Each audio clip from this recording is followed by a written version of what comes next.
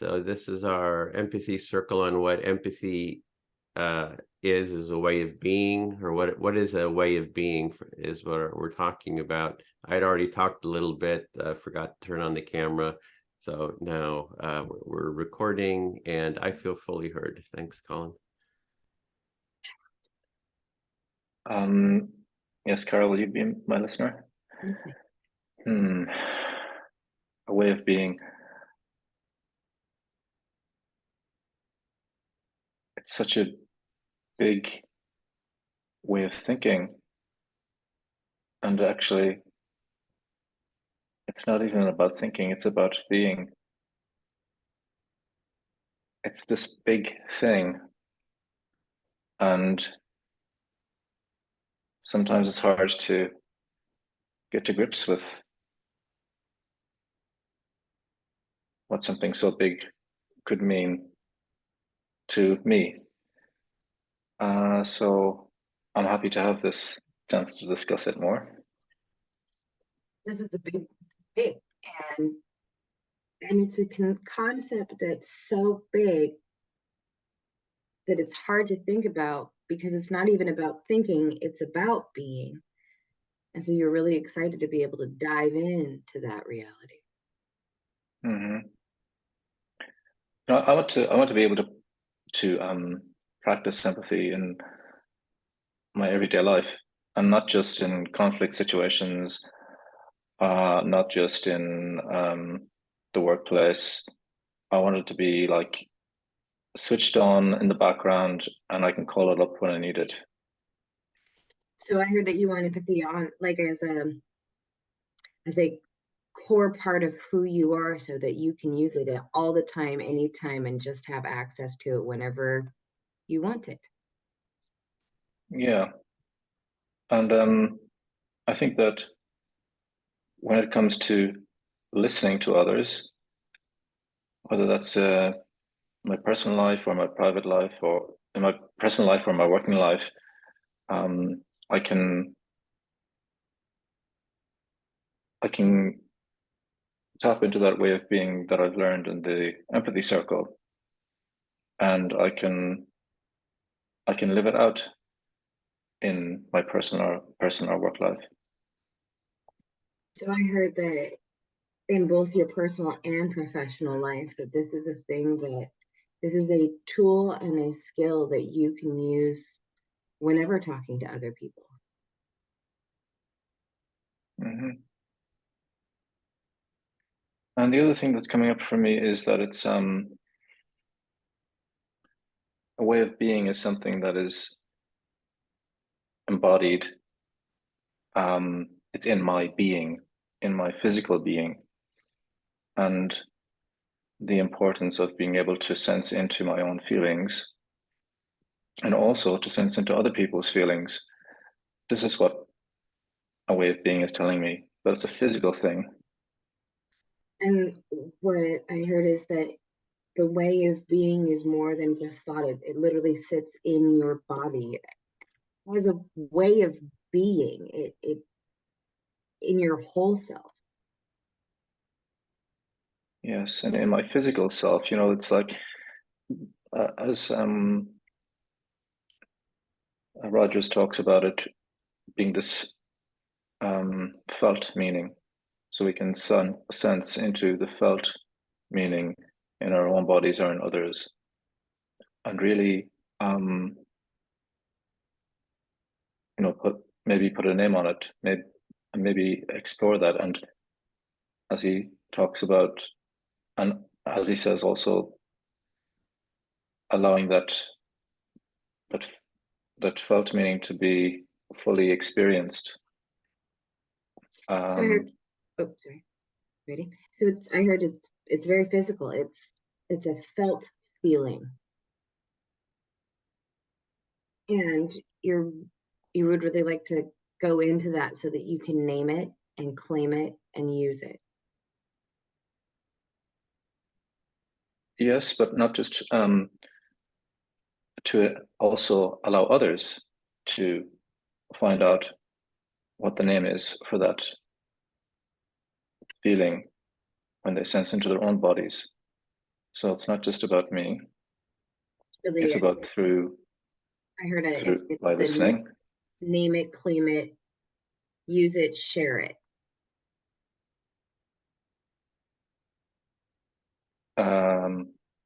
Right. Yes. And also, I guess, yeah, reflect it, because we're talking about the empathy, the empathy circle. So very much about reflecting what we might see in another person, and then checking our understanding. But again, it's not just the words; it's the physical feel. It's the physical feeling in the body more than the words. So I heard for you, it's while the words are good, it's more than words, and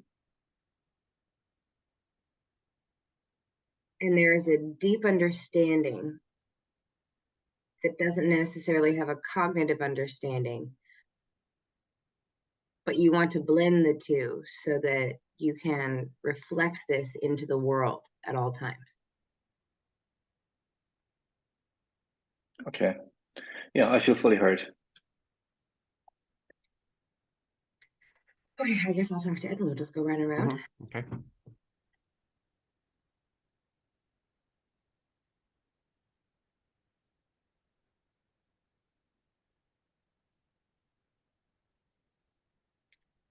I love Colin's way of diving into things. It's so measured and thoughtful and intentional in the way that he does things. So you're really appreciating Colin's way of exploring things, because it's very uh, thoughtful, and I think those other terms, measured, and Yeah. And I really appreciate your way of doing things with a process and a repeatable, trackable way of experiencing things. you're appreciating my way of doing things with a process and something that's repeatable, process like the empathy circle, I guess. Right. Because I have a tendency when I am being my most being of self, I don't think about it. I would have no idea how to recreate or process it. I am just wholly and fully in that moment. Mm. And the minute that moment ends, well, I'm on to the next moment. And I can't tell you about that last moment. That was then. This is now. So you have sort of a way of being that you're in the moment. You don't know what you're doing. You're just sort of living it, expressing it, and then once that moment is over, you're in the next one, and that's sort of your way of being. Yeah. So I love these experiences with other people's way of being, Mm. or even just of articulating their way of being. So you like being with others that are articulating their way of being, and maybe seeing those different ways of being that we all have, different, that people have. Yeah. And the way that they are the same. So I think that what I heard Mm. all the way through is that it's more than just a cognitive experience. It is a whole existence kind of experience, this way of being. Yeah, a way of being. What you're thinking you're hearing is a way of being is like a whole bodied, full sense of way of being, sort of a complete wholeness of being. Yeah. I'm trying to, there's a word for that, where when you're living an experience not just in your mind but in your body, some SOM, I can almost see it.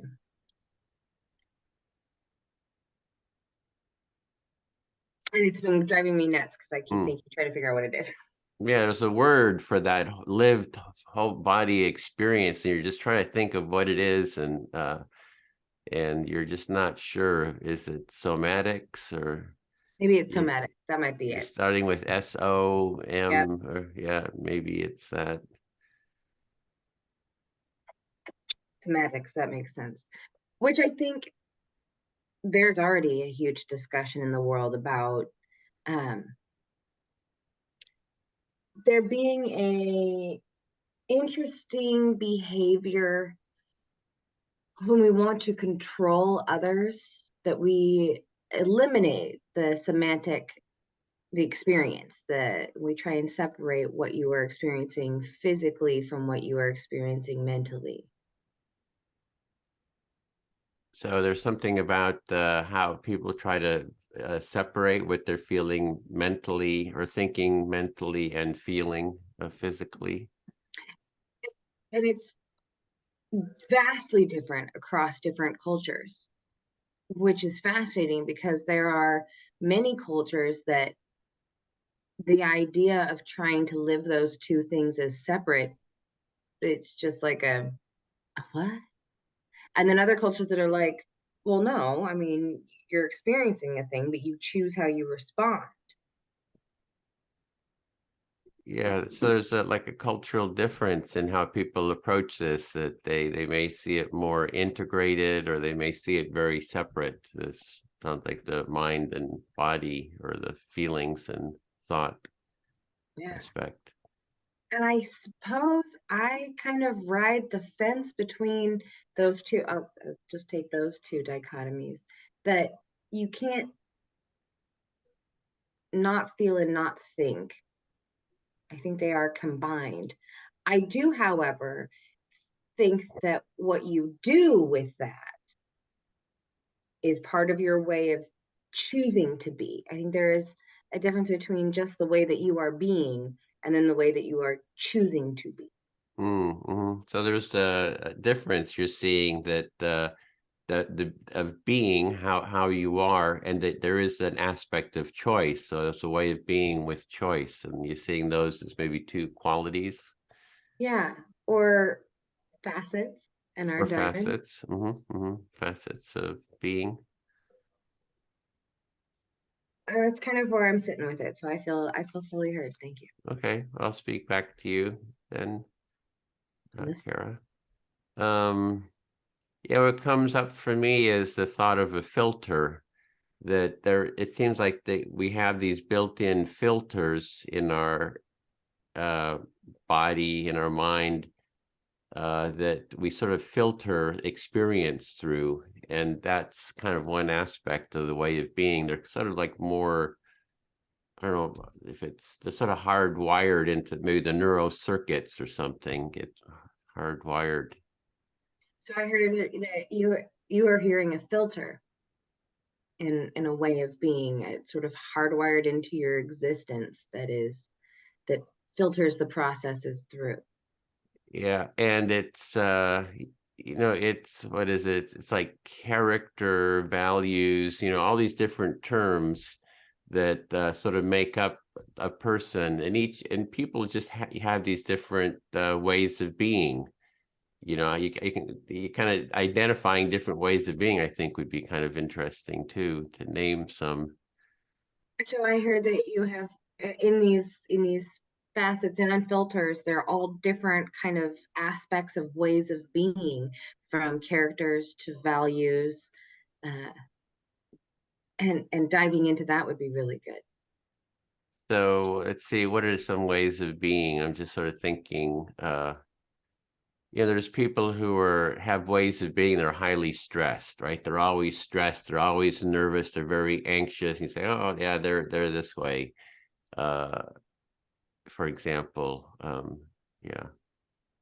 Start So with that as you one. were trying to think of ways of being, pulling that into existence, the first one that came up to you is like stressed or anxious people, how they just appear stressed. And I have family members who just talks and talks all the time, doesn't listen, and this way of being is just this constant, you know, talking, not giving space to anyone to really speak. And so it's just it's like everybody says, oh, that's her. Yeah, that's how she is. That's just who she is. It's not going to change. It's so deeply embedded and ingrained. You just know that that's, part of her way of being. Oh yeah, I heard that you have a person who is a talker in your world, and they sort of just have a nonstop flow coming out of them, and everybody's just kind of like, yep, that's who so and so is. Yeah, it is such a way of being that even when it's irritating, it's still accepted Yeah, the because way you they can't are. do much about it. It's and they're old, so And you can't and do the much about it, especially if they're mhm, yeah.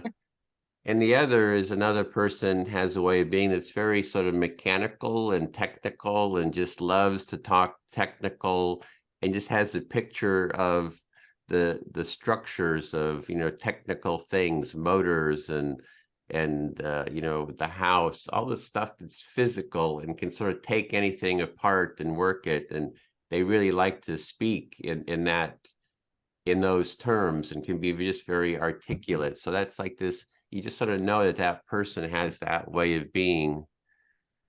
so you have another person who is almost an engineer or Yeah, a master engineer's a good builder. word. Yeah, Uh-huh. can kind of Yeah. just see the way things work and go together and articulate it Yeah. And fix it too. It's like if it's broken, know how to take it apart and repair it. and fix it. And so it's like, what is an empathic way of being? A sense of, this person will listen to me, right? This person will be sensitive to my experience. This person is the person that brings others in the family together and helps connect, members in the family or I think that would be part of an empathic way of being. This person is the one that kind of helps create this connection between all the family members.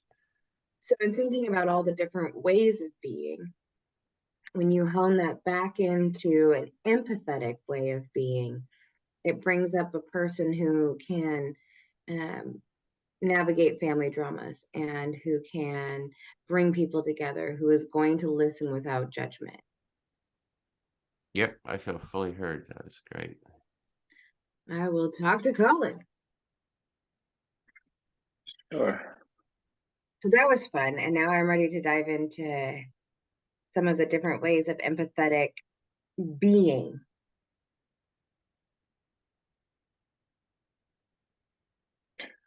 Okay, so it sounds like you're ready to dive in, and you enjoyed that last exchange.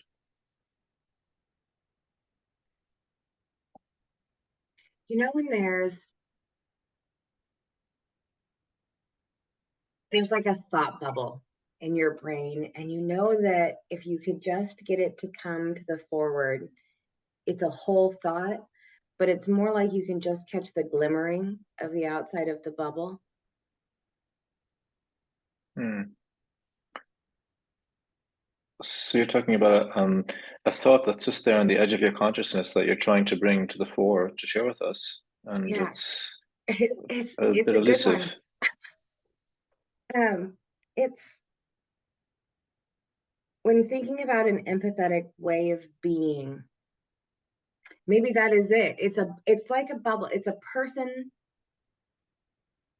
who exists inside a bubble of calm, non-judgment, uh,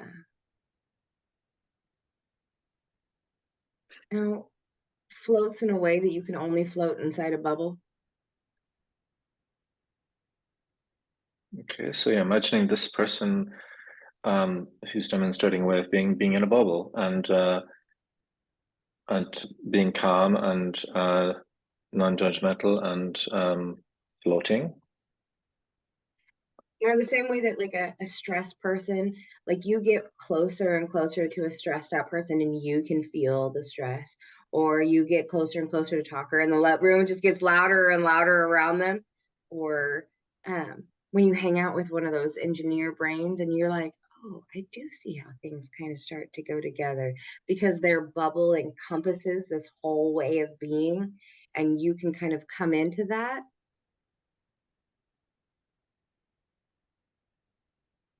So you're talking about our ways of being able to influence others. Like if we're the bubble that we live in can rub off on others. You know, if we're stressed, they become stressed, or if we're however we act, then that has an effect on them. Yeah. So when I'm thinking of an empathetic bubble, I'm thinking of it as light, and not necessarily bright like white light, but like light like feather light. Empathy never feels, when I am being in a place of being empathetic, it does not feel forced or hard. Sometimes hearing what the other person is saying is hard to reflect back, but being there with them for it is seldom hard-edged. So you're kind of visualizing this bubble and what it might, what qualities it might have, and you're saying that that it's not hard, that it's soft, and that it's not forced. The sense of ease, and but that listening to the other shouldn't be a hard thing. Yeah, like no hard edges. Sometimes it's not easy, but it always feels really simple.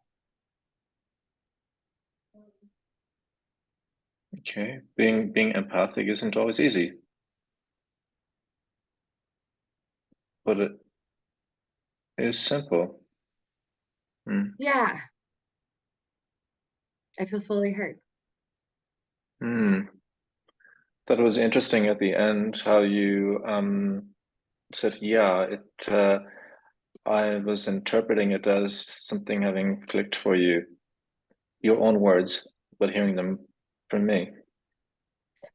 Are you speaking because I will totally reflect that? Yes, I felt I Sorry, I'm going to switch to Edwin. totally fair. I'll just repeat it. So I enjoyed that last exchange with Cara, especially at the end, where it seemed like something was clicking with her when she heard her words being reflected back by me. By me. Yeah, you really enjoyed the exchange with Kara because it seemed like something clicked at the end there that really felt good about. Where she said it was empathy as a way of being is not always easy, but it is simple. And yes, I'm still looking for the simplicity in empathy, but that is why I'm part of this group, I guess, to really be able to understand it in a way where that makes sense to me. So that what Carol was saying about it's not easy, but it's simple. There was something there that you saw that was happening, some kind of a shift or some kind of a click there, some kind of an insight happening, and you're sort of taken by that. And it seemed to resonate with you in the sense that that simplicity, you're looking for that simplicity within an empathic way of being.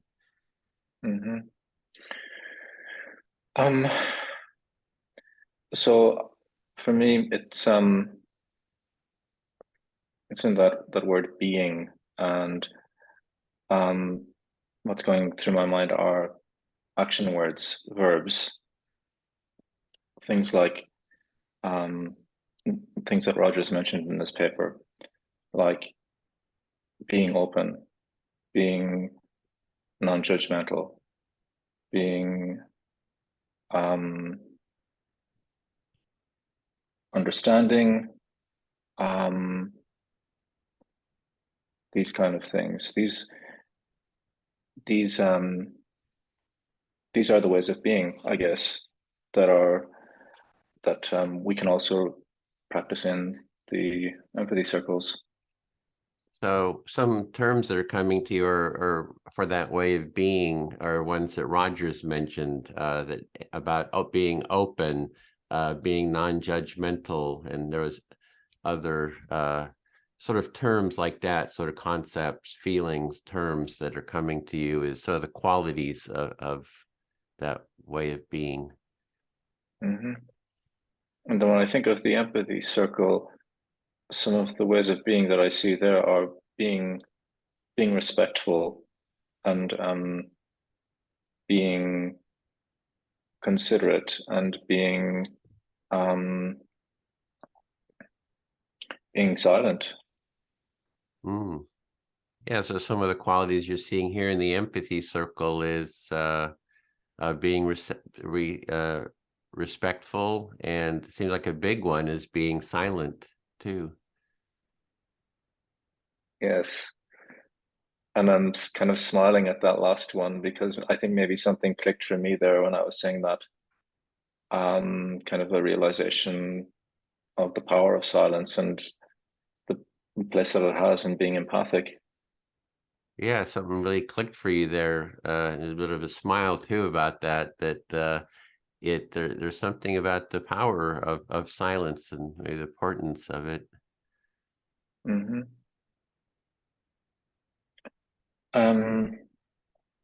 Yes, and maybe just at the end, I liked the visualization that Carl shared with us about seeing it as a bubble and exploring that, and maybe there are other. This is some kind of a tool that we can use in as part of the Defining Empathy project to make sense of things sometimes, to visualize in that way. Yeah, you really like the metaphor of the bubble, and it seemed like a tool to maybe use for visualizing this way of being. Yes, just being able to maybe to get a different type of understanding by visualizing, whether that's in our own minds or through pen and paper or whatever it might be.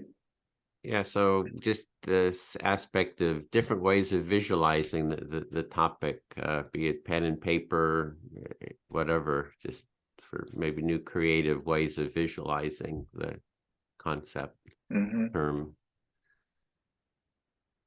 Yes. Yes, because so much of what we do in the empathy circle is communicating through words, and communicating through images, I think also can be important. Yeah, so the empathy circle, we communicate through words, but having images is important too. Mm-hmm. I feel fully heard. Okay, I'll speak back to you then, Colin. Yeah, I like the metaphor too of the bubble. I can sort of visualize it, feel myself within the bubble. So I like that metaphor, or I guess, or whatever analogy or metaphor. Appreciate, yeah. Mm-hmm. So I'm hearing that you also appreciate the metaphor or analogy that Cara used to talk about empathy in terms of being like a bubble. Yeah, I had another one that I started with the filter, right? So it's this filter that we see the world through. So that's like another metaphor, kind of adds another dimension, to think of Mm-hmm. think of it. And you're also sharing this other metaphor that you used, which was the filter, and that these metaphors can give us another dimension. Yeah, so what comes to mind is there's maybe this world of metaphor for describing, and I love metaphors because it can be a lot of fun, playful, kind of visual. Yeah, so I enjoy the metaphors. And then there's the other route that I was seeing was terms like openness, non-judgmental, and each of those terms are sort of if I could have metaphors of their own too. So it's sort of how to explore the landscape and have different ways of exploring it. Mm-hmm. So you started off talking about the metaphors and how they can be really fun, and that you really enjoy them. But then there's also on the other side of the terms, like being curious or non-judgmental, and that maybe we can map the terms and the metaphors and come up with this emotional landscape. Yeah, I feel fully heard. I'm going to speak partner too. Okay. So I'm just stop turning on my camera because it's freezing on me sometimes. I'm not sure, Cara, can you listen to me or Yeah. should we wait? Go ahead. Yeah, just go ahead. Um, hmm.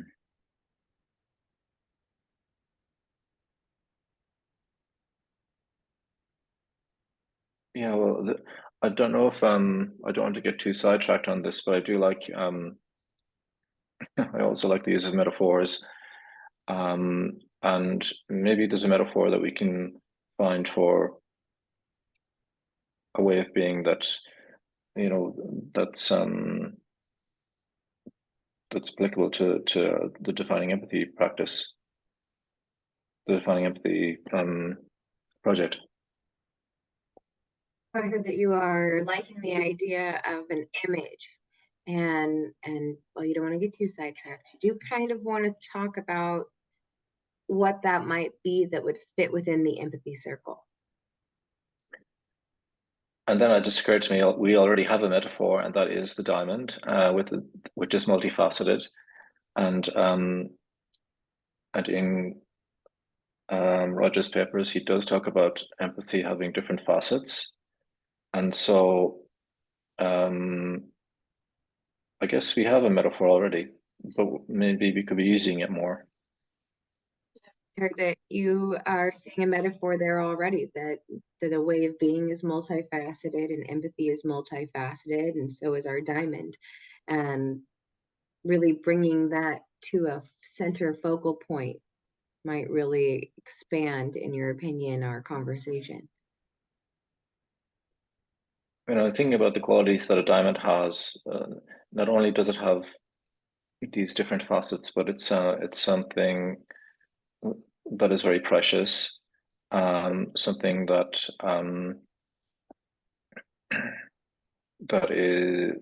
that can sparkle and shine, something that can bring joy to other people, that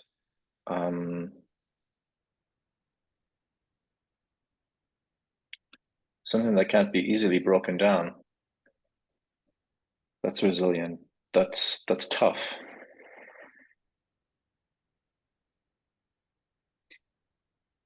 So as you were thinking about a way of being and thinking about a diamond, some of the things that came up for you were that it sparkles and that it shines and it brings joy to people and it is precious.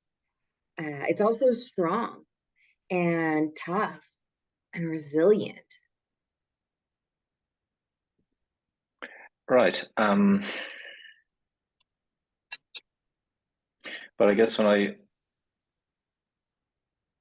I think about all of those aspects of a diamond, it's the sense of something precious that we hold, that has great value, and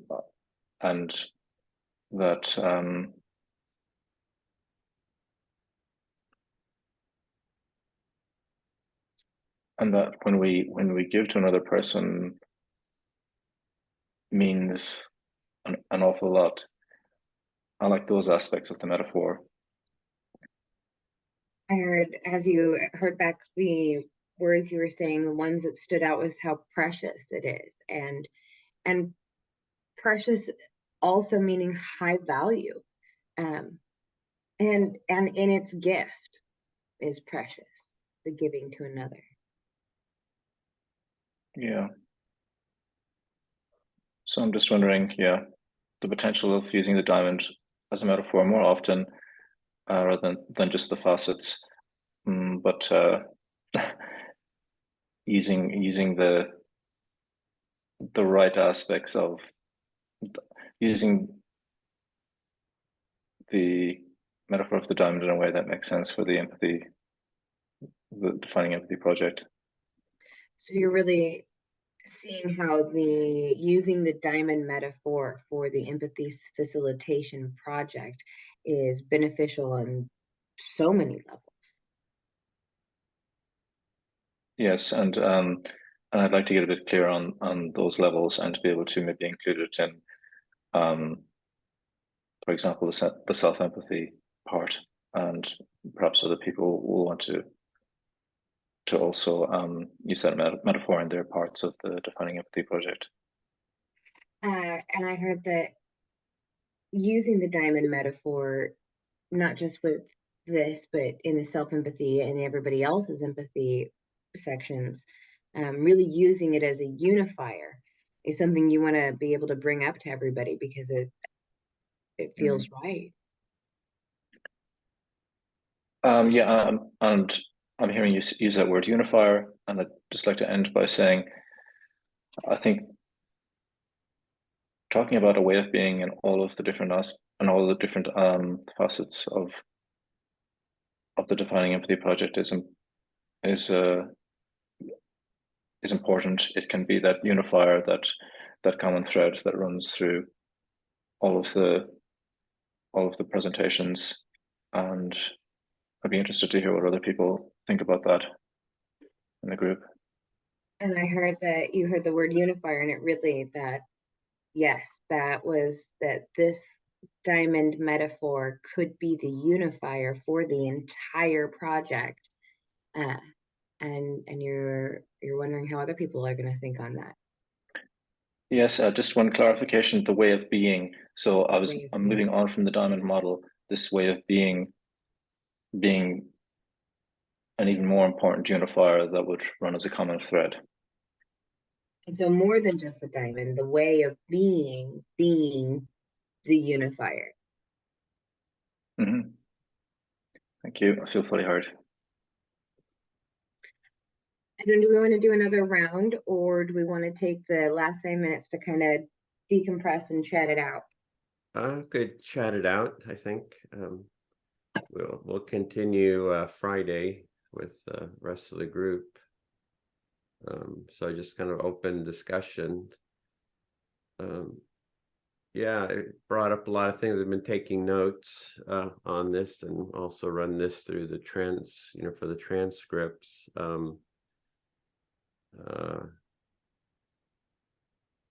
What was coming up for me was, everything has a way of being, diamonds, dirt, salt, cement, wood, water, it all has its qualities of its sort of way of being. So just sort of thinking about that, and then that something about a way of being, how a way of being is how I kind of interact with everything that happens on an ongoing basis, right? It's like, you got the toddler screaming and yelling. What is the empathic way of being? Like, my partner comes, kind of, interrupts, what is because she's needs to go do some errands, and what is the way of being of handling that?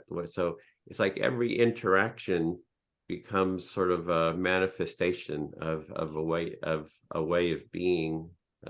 So those are some other thoughts that came to mind.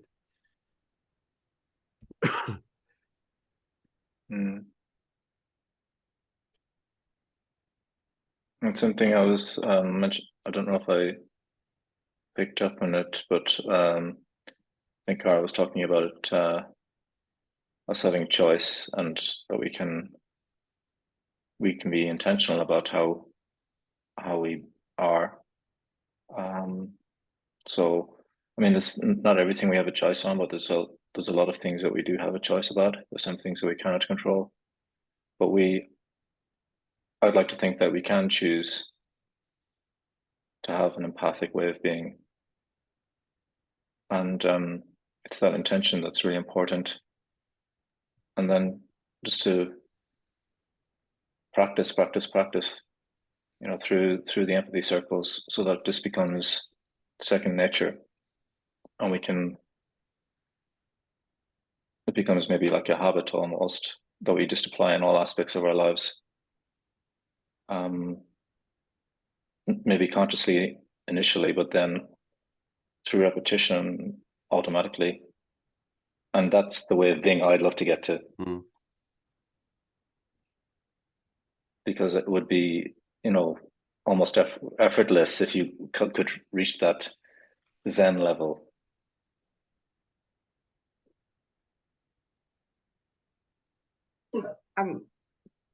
obviously I think in a lot of visual ways. So as I'm listening to you guys talk about this, the way of being is a physical, as an action, as a personal thing. I'm loving the combo of the diamond and the circle or the bubble. The diamond being, so diamonds by their nature are a rock.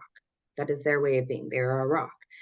But you can polish them and shape them and be intentional with them and turn them into a multifaceted sparkle machine. And then our circle, this empathy circle facilitation practice, that the bubble that encompasses our diamond and creates space for all of the rainbow to shine while still maintaining its natural rock form of being, allows us that practice and that space.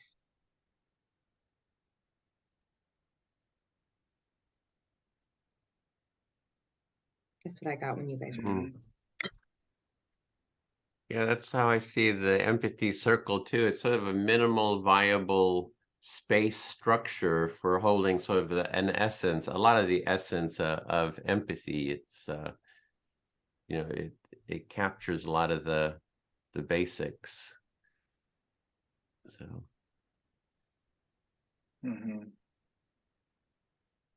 Yes, so that the idea of polishing the stone to make it something that's rough cut into something that's that shines and sparkles. You know, that polishing is the practicing, the reflecting, the showing up to the empathy circles, you know, and just getting really skilled at being empathic, and then it becoming, as I said before, the second nature that we can just, that's always switched on. Wouldn't that be great to have?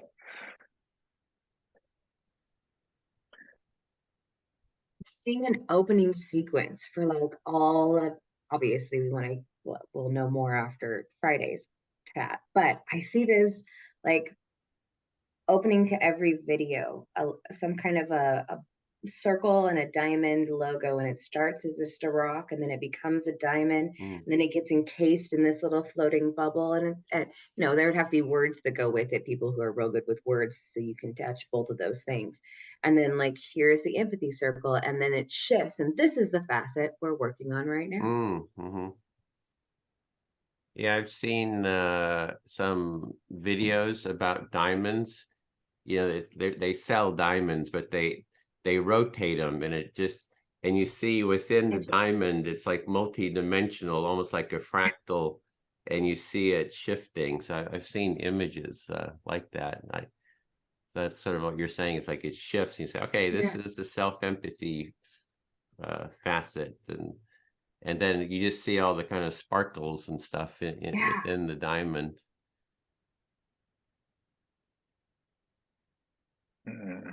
Be a cool logo and intro. Well, I know NVC has the giraffe as their sort of metaphor. Like they say, oh, the giraffe, it eats thorns, and it, you know, they have a whole metaphor around the giraffe. If you ever seen the NVC community. No, I'm gonna go look it up. Yeah. They don't show the part where the giraffes really kill you, fight, how they fight. Necks, Have you ever seen? Anyway. Yeah. I guess as far as nonviolent communications, they have no vocal cords, so they're certainly not communicating violently, verbally. Giraffes, they don't make sounds? No. Oh, wow. In fact, I didn't know that. Yeah. My talker, I have a talker in my world, and we nicknamed her the giraffe because it was hilarious that would be the opposite of her. Yeah, they had, I didn't know that they also say it's the animal with the biggest heart. So that was the other aspect they were saying, big-hearted. Well, great. Well, we're at the hour mark. I don't want to keep you over. Mhm. So yeah, this was a good start. I thought we're just kind of warming up. I'm going to send out the announcement to everyone, see who is going to you're going to join us on Friday. It was sort of more of an optional thing for those that wanted to join, but we'll continue, same topic, explore it. I think bringing in new voices kind of adds new, like the diamond, it Facets. adds new facets. We get more facets, and it creates a richer, more precious experience. So Mhm. so Yes. yeah, I don't know if can you both make it, or I know Yeah, Colin, I will be there. Okay, Tuesday I'll I be have there. to go. Yeah. I have another Okay. call. Great. Thanks, See you then. guys. Okay, Cara, all the best. Bye then. Yes, Edwin, Tuesday I'll be here again, rather than the Friday. Okay. So yeah. Right.